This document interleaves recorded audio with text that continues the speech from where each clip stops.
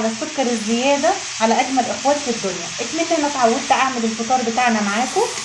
هنعمل كباب الحله بالبطاطس بطريقه جديده برضو. استخدمت التوابل بتاعتنا، شويه فلفل وشويه كمون، وقطعنا اللحمه بالطريقه دي اهي، حطينا كله على بعضه. اللحمه عملناها مكعبات، ده نص كيلو من اللحمه، بصل وبس، وحبه وشويه زيت صغنطاطين، ورحت حاطه حته دهنه ضاني. قلبنا كله مع بعضه، يعني مش انا ما نزلتش باللحمه الاول ولا البصل الاول، كله على بعضه قلبناه.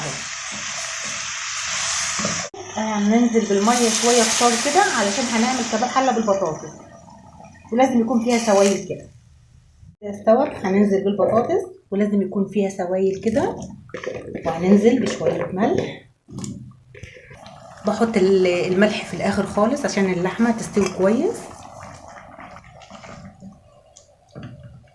مقبولا وافطارا شهيا. اكتفينا بالتوابل البسيطه، ملح وفلفل وكمون، على الكباب بالحله باللحمه، خفيف جدا جدا. وقلنا نبعد شويه عن الطبيخ.